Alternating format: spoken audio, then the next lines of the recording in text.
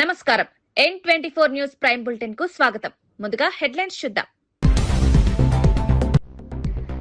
ఏపీలో 2 ఏళ్లు పూర్తి చేసుకున్న ఎన్డీఏ ప్రభుత్వం గత ప్రభుత్వం మిగిల్చిన సవాళ్లను అధిగమించామన్న సీఎం. అభివృద్ధి, సంక్షేమం, సుపరిపాలన అందించడమే లక్ష్యమని వెల్లడి. ప్రధాని మోదీ కేంద్ర ప్రభుత్వానికి కృతజ్ఞతలు.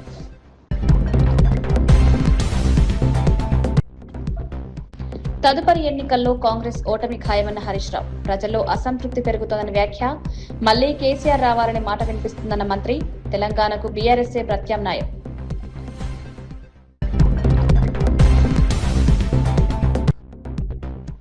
ప్రజాస్వామ్యంలో తుది నిర్ణేతలు ప్రజలనన్న పవన్. రాష్ట్ర పునర్నిర్మాణం కోసం కూటమి ఏర్పడిందని స్పష్టీకరణ. ఎన్నికల హామీల అమలుకు ప్రభుత్వం కట్టుబడి ఉందని వెల్లడి. విశాఖ ఉక్కు ప్రైవేటీకరణ అడ్డుకుంటామని వ్యాఖ్య. మీనాక్షి నటరాజన్ నామినేషన్ తిరస్కరణపై జగ్గారెడ్డి ఆగ్రహం. మీనాక్షిపై క్రిమినల్ కేసులు, న్యాయ వివాదాలు లేవన్న జగ్గారెడ్డి. నామినేషన్ తిరస్కరణ అన్యాయం. ఈసీని అడ్డు పెట్టుకుని బీజేపీ కుట్రలు చేస్తోందని మండిపాటు.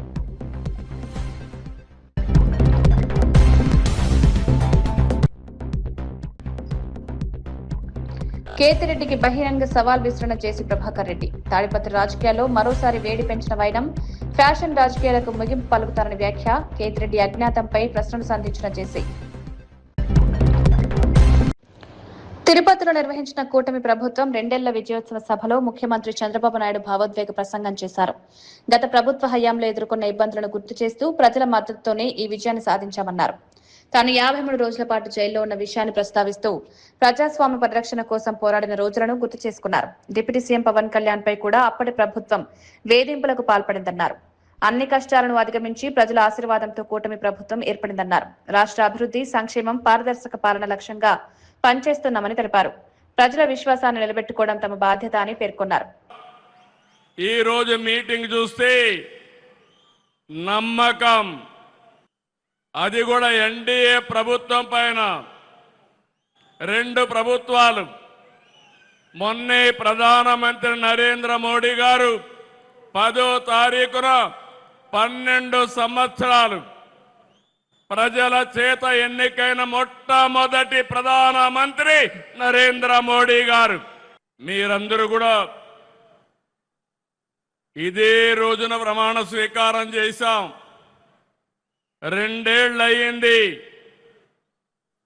అయితే ఈరోజు మీరు చూస్తే 2024 ఎన్నికల్లో మోడీ గారు, పవన్ కళ్యాణ్ గారు, నేను కలిసి రాష్ట్రాన్ని గెలిపిద్దాం, ప్రజాస్వామ్యాన్ని కాపాడదామని మిమ్మల్ని కోరాను. ఈరోజు ఏ ఉత్సాహం ఉందో రాష్ట్రంలో, ఆ రోజు కూడా అదే ఉత్సాహంతో బ్రహ్మాండంగా పనిచేశారు. ప్రజలు ఆశీర్వదించారు. నేను రాజకీయాల్లో సుదీర్ఘంగా ఉన్నాను. 57% ఓట్ షేర్, 94% సీట్లు ఇచ్చిన ఘనత ఆంధ్రదేశ ప్రజానీకేనదని మరొక్కసారి విజ్ఞప్తి చేస్తున్నాను. మనమందరం కూడా గతాన్ని ఒక్కసారి గుర్తు చేసుకోవాలి. 14, 19 ఎక్కడ చూసినా చీకటి, ప్రజాస్వామ్య పోకడలు లేవు. ఇంకో పక్కన 2014లో విభజన వల్ల కొంత నష్టపోయాం. 19, 24 విధ్వంసమైంది. దీనివల్ల అన్ని రంగాల్లో సంక్షోభం, వ్యవస్థలు నిర్వీర్యం. 2019లో ప్రజావేదిక కూల్చివేతతో మొదలైన విధ్వంస పాలన. కూటమి ప్రభుత్వం 2 ఏళ్ల విజయోత్సవ సభలో డిప్యూటీ సీఎం పవన్ కళ్యాణ్ కీలక ప్రసంగం చేశారు. కూటమి విజయం అహంకారంపై ప్రజాస్వామ్యం సాధించిన విజయమని పేర్కొన్నారు. కులాలు, ప్రాంతాల రాజకీయాలకు అతీతంగా ప్రజలు అభివృద్ధి లక్ష్యంగా ముందుకు సాగారని పిలుపునిచ్చారు. ఎన్నికల్లో కూటమి సాధించిన 100% విజయాన్ని, ప్రజల విశ్వాసాన్ని నిదర్శనంగా అభివర్ణించారు. రాష్ట్ర అభివృద్ధి కోసం అన్ని వర్గాలు కలిసి పనిచేయాల్సిన అవసరం ఉందన్నారు. యువతకు అవకాశాలు, రైతులకు మద్దతు, మహిళల సాధికారత వంటి అంశాలపై ప్రభుత్వం దృష్టి సారిస్తోందన్నారు. ప్రజల ఆశలను నెరవేర్చే పాలన అందించడమే తమ లక్ష్యమని పవన్ కళ్యాణ్ వెల్లడించారు. ఒక రాజకీయ నిర్ణయం కాదు, ఒక సందేశం, ఒక హెచ్చరిక, ఒక దిశానిర్దేశం అవుతుంది. 2024లో ప్రజలు ఒక రాజకీయ సంస్కృతిని తిరస్కరించారు, భయాన్ని తిరస్కరించారు, అహంకారాన్ని తిరస్కరించారు, అధికారమే అంత అన్న భావజాలాన్ని తిరస్కరించారు. ప్రజాస్వామ్యంలో ప్రజల కంటే ఎవరు పెద్దవారు కాదని మరోసారి గుర్తు చేశారు. అందుకే 2024లో చేసినట్టు కొన్నిసార్లు ప్రజలు కేవలం ఓటు వేసి వదిలిపెట్టరు, చరిత్ర రాస్తారు. 2024లో ఆంధ్రప్రదేశ్ ప్రజలు చేసింది అదే. ఆ తీర్పు ఈ రాష్ట్రానికి మళ్ళీ ఆశనిచ్చింది, ఆంధ్రప్రదేశ్ సమాజానికి మళ్ళీ ఆత్మవిశ్వాసాన్ని ఇచ్చింది, ఒక తరం భవిష్యత్తుని మళ్ళీ నమ్మకాన్ని కల్పించింది. ప్రజలు మౌనంగా కనిపించిన అవసరం వచ్చినప్పుడు చరిత్రని మార్చగలరని మరోమారు నిరూపించిన సందర్భం అది. 2 ఏళ్ల క్రితం మీరిచ్చింది కేవలం అధికారం కాదు, ఒక బాధ్యత. ఆ బాధ్యతని గుర్తుంచుకుంటేనే ఈరోజు మీ ముందుకు వచ్చాం. ఈ చారిత్రక విజయానికి కారణమైన ప్రతి కార్యకర్తకి, ప్రతి నాయకుడికి, ప్రతి మహిళకి, ప్రతి రైతుకి, ప్రతి యువకుడికి నా హృదయపూర్వక కృతజ్ఞతలు. ఈ విజయం కేవలం తెలుగుదేశం పార్టీదో, భారతీయ జనతా పార్టీదో, జనసేన పార్టీదో కాదు, ప్రజల విజయం ఇది.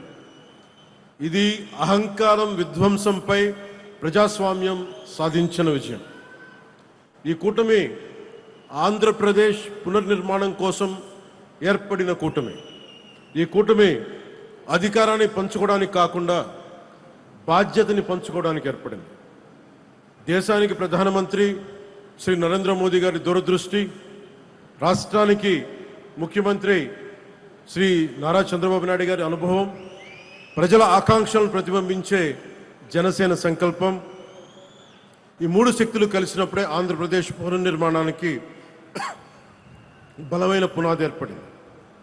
కూటమిలో జనసేన 21 సీట్లతోటి సర్దిపెట్టుకునే సందర్భంలో చాలామంది వివిధ రకాలుగా విమర్శించారు. కానీ మేము 21 సీట్లతో రాజీ పడలేదు. ఆంధ్రప్రదేశ్ భవిష్యత్తు కోసం 21 సీట్లకి జనసేన పరిమితాన్ని చేశాం. ఆ త్యాగానికి ప్రజలు ఇచ్చిన సమాధానమే 100% స్ట్రైక్ రేట్. 2 ఏళ్ల క్రితం మేము ఇచ్చిన హామీలు ఈరోజు ఒక్కొక్కటిగా ఆచరణలో కనిపిస్తున్నాయి. పెరిగిన వృద్ధాప్య పెన్షన్లు, మహిళలకి ఆర్థిక భరోసా, ఉచిత గ్యాస్ సిలిండర్లు, మహిళలకి ఉచిత బస్సు, రైతులకి అండా, అన్నా క్యాంటీన్లు, విద్యకి ప్రాధాన్యత, యువతకు ఉపాధి అవకాశాలు, మేము చెప్పింది ప్రతిదీ ఆచరించి బలంగా ముందుకు తీసుకెళ్తా ఉన్నాం. నా శాఖల విషయానికి వస్తే మహాత్మా గాంధీ కలలుగన్న గ్రామ స్వరాజ్యం, పండిట్ దీన్ దయాళ్ ఉపాధ్యాయ ప్రతిపాదించిన అంత్యోదయ సిద్ధాంతం, last mile governance, doctor BR Ambedkar గారి రథసారథిగా రాజ్యాంగం ద్వారా స్థానిక స్వపరిపాలనకు వేసిన బలమైన ప్రజాస్వామ్య పునాదులు, ఈ 3 ఆలోచనల సంగమమే నేడు నరేంద్ర మోదీ గారి నాయకత్వంలోని ప్రభుత్వ పాలనా తత్వం. సబ్కా సాత్, సబ్కా వికాస్, సబ్కా విశ్వాస్. గ్రామాన్ని భారతదేశానికి కేంద్ర బిందువుగా హుజురాబాద్ లో జరిగిన బీఆర్ఎస్ ముఖ్య కార్యకర్తల సమావేశంలో మాజీ మంత్రి హరీష్ రావు కాంగ్రెస్ ప్రభుత్వంపై విమర్శలు గుప్పించారు. వచ్చే ఎన్నికల్లో సీఎం రేవంత్ రెడ్డి ఎమ్మెల్యేగా ఓడిపోవడం ఖాయమని వ్యాఖ్యానించారు. రాష్ట్ర వ్యాప్తంగా ప్రజల్లో అసంతృప్తి పెరుగుతోందని, ఎక్కడికి వెళ్లినా మళ్లీ కేసీఆర్ రావాలనే మాట వినిపిస్తోందన్నారు. బీఆర్ఎస్ ప్రభుత్వం అమలు చేసిన సంక్షేమ పథకాలను ప్రజలు ఇప్పటికీ గుర్తు చేసుకుంటారన్నారు. కాంగ్రెస్ హామీలు అమలు కాక ప్రజలు నిరాశ చెందుతున్నారని ఆరోపించారు. రాబోయే ఎన్నికల్లో బీఆర్ఎస్ తిరిగి అధికారంలోకి వస్తుందని ధీమా వ్యక్తం చేశారు. కార్యకర్తలు ప్రజల్లోకి వెళ్లి పార్టీ సిద్ధాంతాలను వివరించాలని పిలుపునిచ్చారు. కోట్లు ఖర్చు పెట్టిండు. అందాల పోటీలకు ఉంటాయి, ఫుట్బాల్ షోకులకు ఉంటాయి, ఎయిర్ బస్ హెలికాప్టర్ కు డబ్బులుంటాయి, ఇతర రాష్ట్రాల్లో ఎన్నికలు జరిగితే మూటలు పంపడానికి డబ్బులుంటాయి, పక్క రాష్ట్రాల్లో ఎన్నికలు జరిగితే మన తెలంగాణ ప్రభుత్వ డబ్బులతో అక్కడ ఫుల్ పేజ్ పేపర్ అడ్వర్టైజ్మెంట్లకు డబ్బులుంటాయి. కానీ మా పిల్లలకు ఫీజు రియంబర్స్మెంట్ ఇవ్వమంటే డబ్బులు ఉండవా? మా రైతులకు రైతు బంధు రైతు బీమాకు డబ్బులు కట్టమంటే ఉండవా? మా అవ్వ తాతలకు 4,000 పెన్షన్ ఇవ్వమంటే డబ్బులు ఉండవా? రేవంత్ రెడ్డి గారికి అధికారం మత్తెక్కింది. మొన్న ఎప్పుడు అన్నాడు కదా హిట్లర్. రేవంత్ రెడ్డి గుర్తుపెట్టుకో, నీ హిట్లర్ పాలనను అంతం చేయడానికి ప్రజలు కంకణం కట్టుకున్నారు. నీ నియంత పాలనకు అంతం కావడానికి రోజుల దగ్గర పడ్డాయి. లెక్క పెట్టుకో మిస్టర్ రేవంత్ రెడ్డి అని నేను చెప్తా ఉన్నా. ఈ రేవంత్ రెడ్డి విషయం ప్రజలకు అర్థమైంది. మొన్నెక్కడో మాట్లాడిండు, బీఆర్ఎస్ పార్టీకి మలతాప ప్రతిపక్ష హోదా రాదు అన్నాడు. నిజమే కదా, మనకు ప్రతిపక్ష హోదా ఎందుకు? పాలకుల పక్ష హోదా రాబోతా ఉంది. ప్రతిపక్ష హోదా రాదు, పాలక పక్ష హోదా వస్తుంది. నీకు నీ పార్టీకి డిపాజిట్లు గల్లంతైతే గుర్తుపెట్టుకో రేవంత్ రెడ్డి అంటున్నా. ఈ మధ్య మీరు గమనించి ఉంటారు, ఢిల్లీలో ముఖ్యమంత్రి కేజ్రీవాల్ ఓడిపోయిండు, ఆయన ఎమ్మెల్యేగా ఓడిపోయిండు, ఆయన పార్టీ ఓడిపోయింది. బెంగాల్లో పోతే మమతా బెనర్జీ గారు ఎమ్మెల్యేగా ఓడిపోయిండు, ఆయన పార్టీ ఓడిపోయింది. తమిళనాడు పోతే స్టాలిన్ ముఖ్యమంత్రి ఎమ్మెల్యేగా ఓడిపోయిండు, ఆయన పార్టీ ఓడిపోయింది. రేపు తెలంగాణలో కూడా రేవంత్ రెడ్డి ఎమ్మెల్యేగా ఓడతాడు, ఆయన పార్టీ కూడా ఓడిపోతుంది. గ్యారెంటీ మళ్ళొచ్చేది కేసీఆర్. ఎక్కడ పోయినా ప్రజలది ఒక్కటే మాట, కాంగ్రెస్ పోవాలి, కేసీఆర్ రావాలి. ఇలా అందరికీ ఇది అందరి మాట, విద్యార్థుల మాట, నిరుద్యోగుల మాట, రైతుల మాట, అవ్వాతాతల మాట, అక్కా చెల్లెళ్ళ మాట, మాట ఎవరిదైనా అందరిది ఒకే మాట, మళ్ళీ కేసీఆర్ రావాలి, బీఆర్ఎస్ రావాలి. ఇలా ప్రజల్లో స్పష్టత వచ్చింది. మరి మనం కూడా మంచిగా గట్టిగా పనిచేద్దాం. ఇవాళ తమ్ముడు కౌశిక్ రెడ్డి బాగా పనిచేస్తున్నాడు, గట్టిగా పోరాడుతున్నాడు. మొన్న డంప్ యార్డ్ హుజురాబాద్ లో పెట్టద్దని అద్భుతమైన పోరాటం మీరు అందరు కలిసి చేసిండ్రు. గట్టికి కొట్లాడితే బిడ్డ నువ్వు బంద్ పెడతావా, నీ మీద సిఐడి కేసు పెడతామని బెదిరించిండ్రు. అక్రమ కేసు పెట్టి సిఐడి ఆఫీస్కు పిలిచిండ్రు. అయినా భయపడలే, పోరాటం ఆపలే. తప్పకుండా మీ డంప్ యార్డ్ విషయాన్ని రేపు రాబోయే అసెంబ్లీలో కౌశిక్ మాట్లాడతాడు, మేం మాట్లాడతాం, బీఆర్ఎస్ పార్టీ మాట్లాడుతుందని కూడా మనం చేస్తా ఉన్నా. ఇక్కడ కొన్ని డబ్బుల కోసం, నిధుల కోసం కౌశిక్ మీకు మాట ఇచ్చిండు. 100% మళ్ళొచ్చేది బీఆర్ఎస్ ప్రభుత్వం. ఈ హుజురాబాద్ కు కేసీఆర్ గారి ఆశీస్సులతో ప్రత్యేక ప్యాకేజీ తెచ్చి అన్ని పనులు కూడా పూర్తి చేసుకుందాం. కాంగ్రెస్ చేసేదేం లేదు. ఇలా కాళేశ్వరం గురించి కూడా పెద్దలు చెప్పిన వాళ్ళకి బోను కానీ అసలు 2.5 ఏళ్ళు అయిపోయింది. ఇవాళ కాంగ్రెస్ పార్టీ మేడిగడ్డ రిపేర్ చేస్తలేరు. ఏపీలో కూటమి ప్రభుత్వం 2 ఏళ్లు పూర్తి చేసుకున్న సందర్భంగా జరిగిన సభలో మంత్రి నారా లోకేష్ ప్రసంగించారు. ప్రజాప్రభుత్వం 2 ఏళ్ల పాలనలో ప్రజలకు స్వేచ్ఛ లభించిందన్నారు. గత ప్రభుత్వ కాలంలో జరిగిన దాడులు, బెదిరింపులు, హింసాత్మక ఘటనలు ఇప్పుడు కనిపించడం లేదన్నారు. అభివృద్ధి, సంక్షేమం, పారదర్శక పాలనకు కూటమి ప్రభుత్వం ప్రాధాన్యమిస్తోందన్నారు. రాష్ట్రంలో పెట్టుబడులు, ఉపాధి అవకాశాలు పెంచేందుకు చర్యలు తీసుకుంటామని వెల్లడించారు. ప్రజల సమస్యలను త్వరితగతిన పరిష్కరించే దిశగా ప్రభుత్వం పనిచేస్తోందన్నారు. 2 సంవత్సరాల్లో సాధించిన విజయాలు ప్రజల సహకారంతోనే సాధ్యమయ్యాయని పేర్కొన్నారు. ఏంటో తెలుసా, క్రెడిట్ చోరీ జబ్బు, క్రెడిట్ చోరీ డిసార్డర్. ఏకంగా పేపర్లో వార్తలు వచ్చినాయి, ఆంధ్ర రాష్ట్రానికి ఆర్సిలర్ మిత్తల్ ప్రాజెక్ట్ వస్తుందని. ఆయన ప్రెస్ మీట్ పెట్టి ప్రాజెక్ట్ రావట్లేదు, పక్క రాష్ట్రానికి వెళ్తుందని చెప్పారు.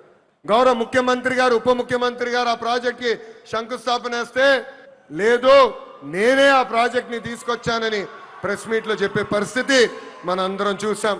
ప్రపంచం మొత్తం తిరిగి పెద్ద ఎత్తున గూగుల్ ని మన రాష్ట్రానికి తీసుకొస్తే వాళ్ళు అడ్డుపడ్డారు, కోర్టులో కేసేశారు. కానీ ఇప్పుడు ప్రెస్ ముందరకు వచ్చి మా వల్లనే గూగుల్ ప్రాజెక్ట్ వచ్చిందని చెప్పుకునే పరిస్థితి.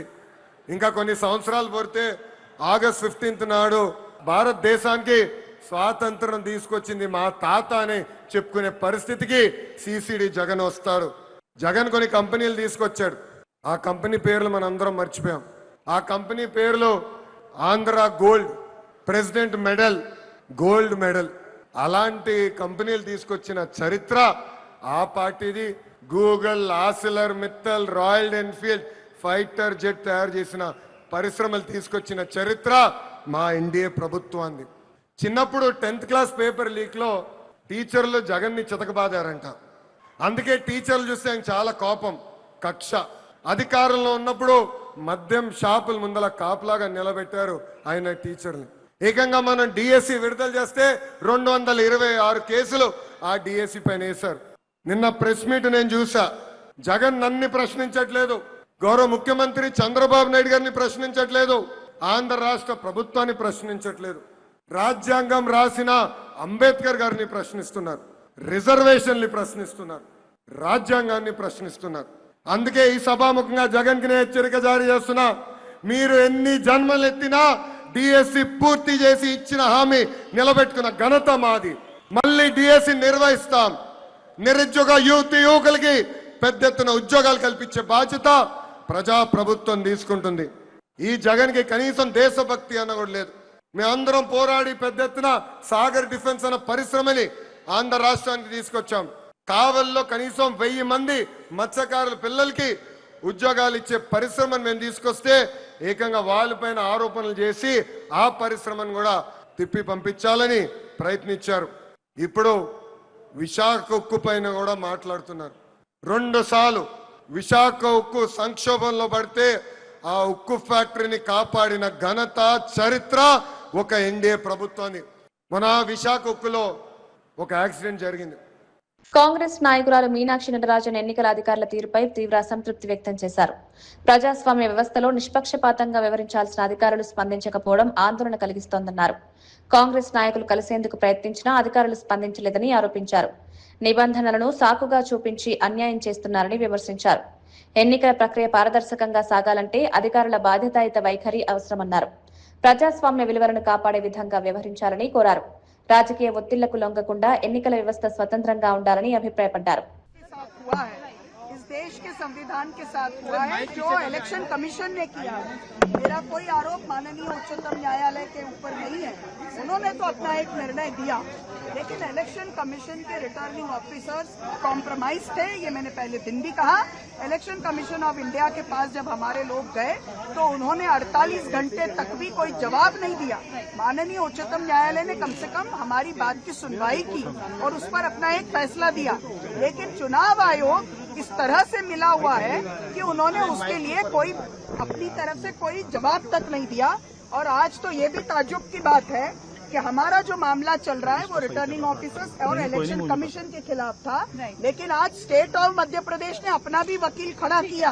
तो इससे आराम से समझ में आता है कि क्या साठगांठ चल रही है और क्या कहां पर हो रहा है। मीनाक्षी जी आप थी वहाँ पे, खुद प्रेजेंट थी। हाँ, मैं ऑनलाइन थी। मैं ऑनलाइन प्रेजेंट पूरी दलील सुनी। हाँ, क्या आप सेटिस्फाइड हैं जो सरकार? देखिए, मैं तो पहले दिन से कह रही हूँ कि चुनाव आयोग कॉम्प्रोमाइज्ड है, चुनाव आयोग की साठगांठ है। और आज ये एक तरह से और भी प्रूव हुआ, जबकि स्टेट ऑफ मध्य प्रदेश का वकील वहाँ पे खड़े होते हैं तो ये तो स्टेट ऑफ मध्य प्रदेश का मामला ही नहीं है ना। राज्यों के तो खिलाफ ये कोई राज्यों के खिलाफ हम लड़ाई नहीं लड़ रहे थे, हम तो चुनाव आयोग की बात कर रहे थे। हम अपने रिटर्निंग ऑफिसर्स के कॉम्प्रोमाइज होने की बात कर रहे थे और वो जनता के सामने एक्सपोज हुए हैं। मैम आप ये मानती हैं कि कहीं ना कहीं इसके अंदर जो चीजें प्रोसीजर है तो जब आप नहीं कर रहे आलू भाई मुझे आपको मानती है? సుల్లూరుపేట మున్సిపాలిటీ కార్యాలయంలో ట్రాన్స్జెండర్ల కోసం ప్రత్యేక ప్రజా దర్బార్ నిర్వహించారు. ఈ కార్యక్రమంలో ఎమ్మెల్యే నిలవల విజయశ్రీ నేరుగా ట్రాన్స్జెండర్లతో సమావేశమై వారి సమస్యలు, అవసరాలను అడిగి తెలుసుకున్నారు. ప్రభుత్వం అమలు చేస్తున్న అన్ని సంక్షేమ పథకాలు అర్హులైన ప్రతి ట్రాన్స్జెండర్కు అందేలా చర్యలు తీసుకుంటామని హామీ ఇచ్చారు. టిట్కో గృహాల్లో ప్రత్యేక బ్లాక్ కేటాయింపు అంశాన్ని ప్రభుత్వ దృష్టికి తీసుకువెళ్తామన్నారు. చదువుకున్న ట్రాన్స్జెండర్లకు ఉద్యోగావకాశాలు, ఉపాధి భద్రత కల్పించేందుకు కృషి చేస్తామని వెల్లడించారు. సమస్యలు ఏవైనా ఉంటే నిర్భయంగా తన దృష్టికి తీసుకురావాలని సూచించారు. సమాజంలో ట్రాన్స్జెండర్లు గౌరవప్రదంగా జీవించే పరిస్థితులు కల్పించడమే ప్రభుత్వ లక్ష్యమని విజయశ్రీ స్పష్టం చేశారు.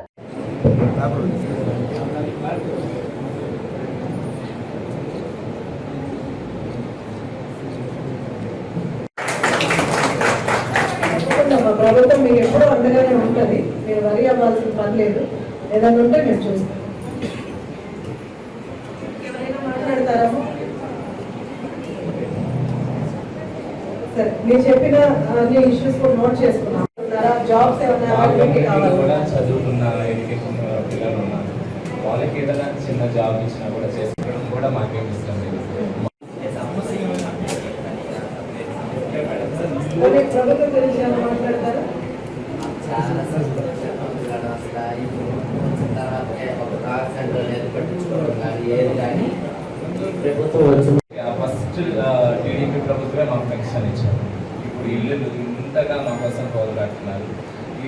ఇంకోటి జాబ్స్ కూడా ఇచ్చేస్తే సంతోషంగా మాకు ఈ వెడ్డింగ్ చేయడం కూడా మాకు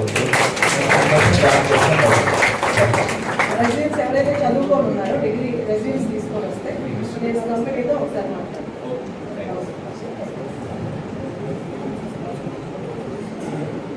ఏఐసీసీ అధ్యక్షుడు మల్లికార్జున ఖర్గే ఎన్నికల వ్యవస్థ పనితీరుపై తీవ్ర విమర్శలు చేశారు. ప్రజాస్వామ్యాన్ని కాపాడాల్సిన అధికారులు తమ బాధ్యతలను సక్రమంగా నిర్వర్తించడం లేదని ఆరోపించారు. నిబంధనలను సాకుగా చూపి కొందరిని అన్యాయంగా తిరస్కరిస్తున్నారని మండిపడ్డారు. ప్రజాస్వామ్య వ్యవస్థలో పారదర్శకత, నిష్పక్షపాత వైఖరి అత్యంత ముఖ్యమని గుర్తు చేశారు. ఎన్నికల ప్రక్రియలో అధికారుల వ్యవహార శైలి ప్రజల్లో అనుమానాలకు తావిస్తోందన్నారు. ప్రజల విశ్వాసాన్ని నిలబెట్టేలా సంస్థలు పనిచేయాల్సిన అవసరం ఉందని పేర్కొన్నారు. ప్రజాస్వామ్య విలువలకు విరుద్ధంగా జరిగే చర్యలను కాంగ్రెస్ పార్టీ ప్రశ్నిస్తూనే ఉంటుందని స్పష్టం చేశారు. దేశంలో ప్రజాస్వామ్య పరిరక్షణ కోసం నిరంతర పోరాటం కొనసాగుతుందని ఖర్గే తెలిపారు. During my MLA period and also Parliament and also in Rajya Sabha. So really I am thankful to the people of Karnataka and also the people of my party and all of you because you all cooperated with me so that I can survive the longest serving a public representative. Thank you. Sir, Supreme Court ने Meenakshi Natarajan case में अभी supreme court ने आदेश दिया है कि वो दखल अंदाज नहीं करना चाहते हैं, वो हाई कोर्ट की तरफ जा सकते हैं। सर, मीनाक्षी नटराजन केस में सुप्रीम कोर्ट ने अभी ऑर्डर दिया है सर कि वो दखल अंदाज नहीं करना चाहते हैं, वो हाई कोर्ट जा सकते हैं। ठीक है, वो उनका कहना क्या है, पहले इलेक्शन कमीशन, फिर बाद में हाई कोर्ट, फिर उसके बाद आप सुप्रीम कोर्ट आओ, ये उनका कहना है। लेकिन ये ऐसा स्पेशल केस है कि आप जितना टाइम दिए उतना ही ये केस को लंबित किया जाएगा। इसीलिए हम ये चाहते थे कि सुप्रीम कोर्ट इसको रिलीफ दे। फिर भी उन्होंने जो कहा है उसी तरह से हम हाई कोर्ट जाएंगे और ये तो उनका रिजेक्शन ये इलीगल है, ये मॉरल है, एंटी डेमोक्रेटिक है और जो सरकार ने कराया है ये मोदी जी के इशारे के बिना नहीं होता ऐसी बड़ी चीजें।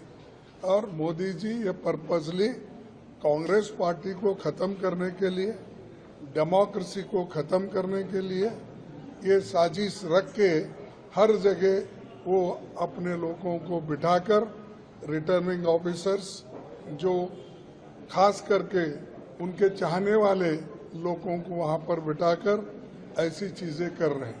और यही चीज उन्होंने झारखंड में की है कि एक बड़े कॉरपोरेट मालिक के आदमी को वहां पर बिठाया और जिनको मेजॉरिटी नहीं है वैसे आदमी को वहां पर बिठाया है।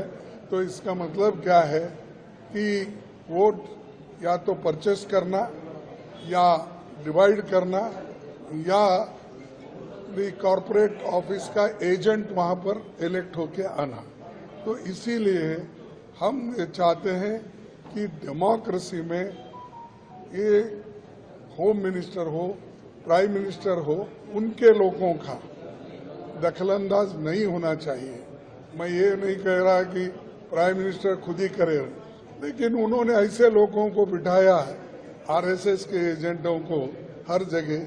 या తాడిపత్రిలో రాజకీయ వాతావరణం మరోసారి వేడెక్కింది. మాజీ ఎమ్మెల్యే కేతిరెడ్డి పెద్దారెడ్డి ఇంటి సమీపానికి చేరుకున్న జేసీ ప్రభాకర్ రెడ్డి అనుచరులతో కలిసి రోడ్డుపై బైఠాయించి నిరసన తెలిపారు. తాడిపత్రిలోకి రానివ్వమంటూ కేతిరెడ్డికి సవాల్ విసిరారు. గత ప్రభుత్వంలో ఈ చట్టాలు ఎక్కడికి పోయాయని ప్రశ్నించారు. ఇది టీడీపీ వైఎస్ఆర్సీపీ మధ్య పోరు కాదని, కేవలం జేసీ ప్రభాకర్ రెడ్డి కేతిరెడ్డి పెద్దారెడ్డి మధ్య రాజకీయ పోరాటమని వ్యాఖ్యానించారు. ఫ్యాక్షన్ రాజకీయాలకు తానే ముగింపు పలుకుతారన్నారు. ఎన్నికల తర్వాత పెద్దారెడ్డి అజ్ఞాతంలోకి ఎందుకు వెళ్లారని ప్రశ్నించారు.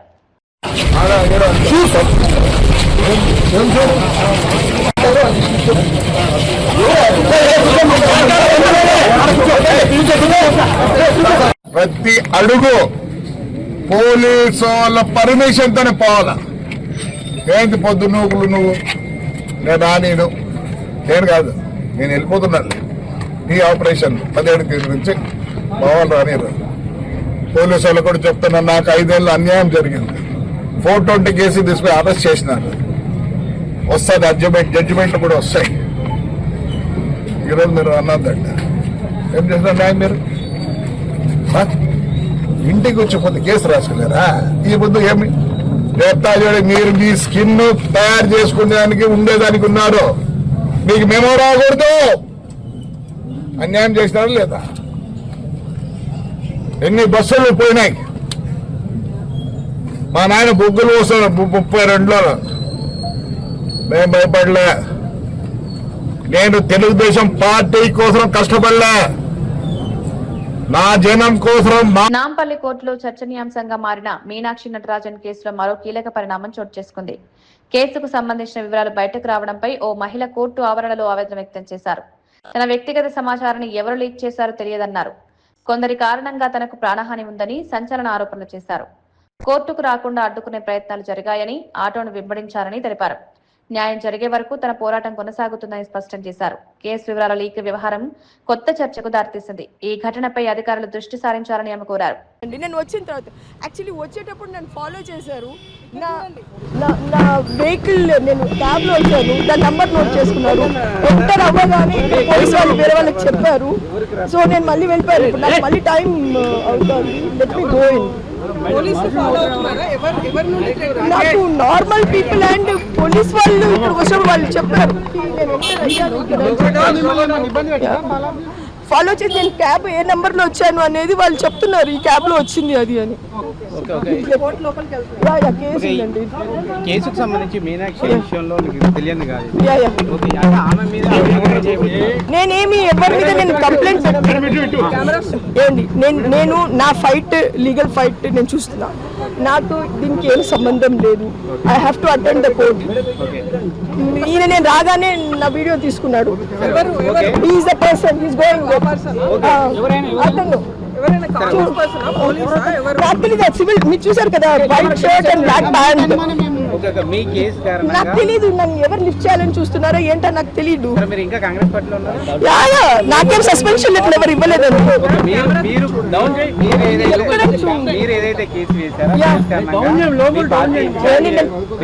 నాకు ఫస్ట్ కావాల్సిన నాకు సెక్యూరిటీ అండి.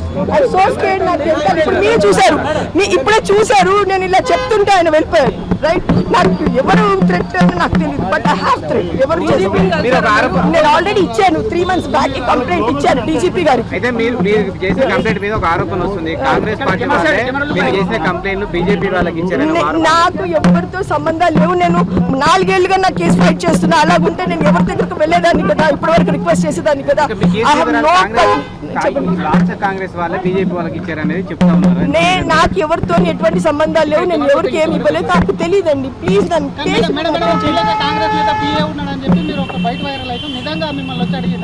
అంటే జనరల్ గా ఇప్పుడు ఇలా వచ్చారో అలాగే జరిగింది.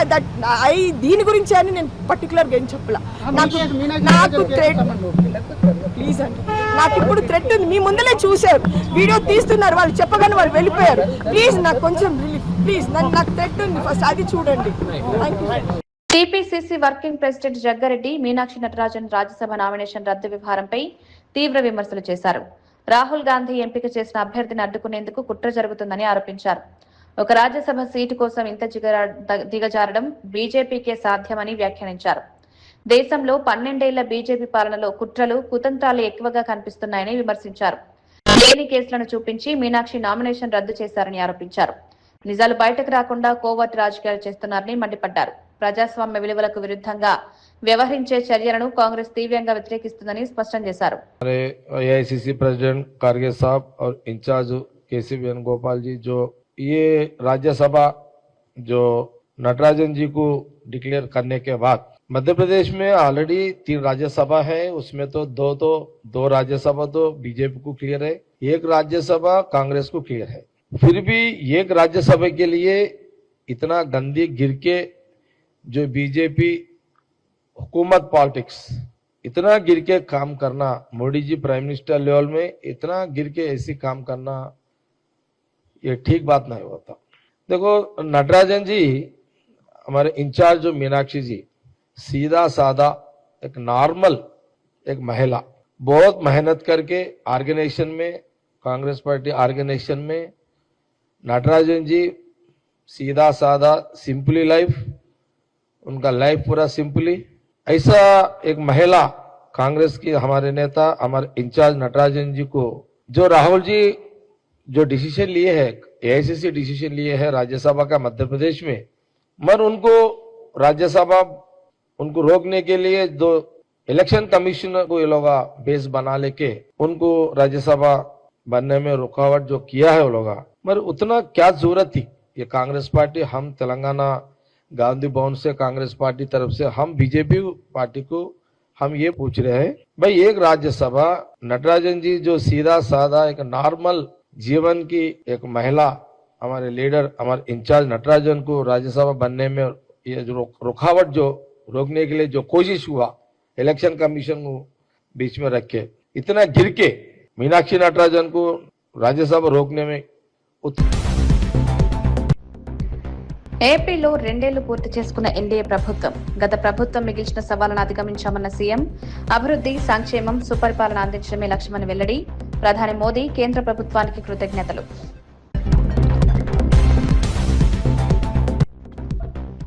తదుపరి ఎన్నికల్లో కాంగ్రెస్ ఓటమి ఖాయమన్న హరీష్ రావు. ప్రజల్లో అసంతృప్తి పెరుగుతోందని వ్యాఖ్య. మళ్లీ కేసీఆర్ రావాలనే మాట వినిపిస్తుందన్న మంత్రి. తెలంగాణకు బీఆర్ఎస్ఏ ప్రత్యామ్నాయం.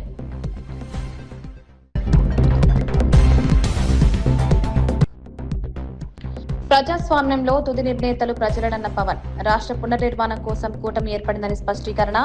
ఎన్నికల హామీల అమలుకు ప్రభుత్వం కట్టుబడి ఉందని వెల్లడి. విశాఖ ఉక్కు ప్రైవేటీకరణ అడ్డుకుంటామని వ్యాఖ్య. మీనాక్షి నటరాజన్ నామినేషన్ తిరస్కరణపై జగ్గారెడ్డి ఆగ్రహం. మీనాక్షిపై క్రిమినల్ కేసులు, న్యాయ వివాదాలు లేవన్న జగ్గారెడ్డి.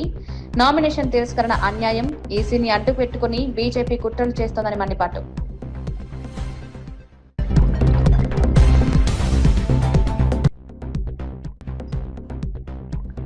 కేతిరెడ్డికి బహిరంగ సవాల్ విస్తరణ చేసి ప్రభాకర్ రెడ్డి. తాడిపత్రి రాజకీయాల్లో మరోసారి వేడి పెంచిన వైనం. ఫ్యాషన్ రాజకీయాలకు ముగింపు పలుకుతారని వ్యాఖ్య. కేతిరెడ్డి అజ్ఞాతంపై ప్రశ్నలు సంధించిన చేసి. N24 ప్రైమ్ బులెటిన్ ముఖ్యాంశాలు. నమస్కారం.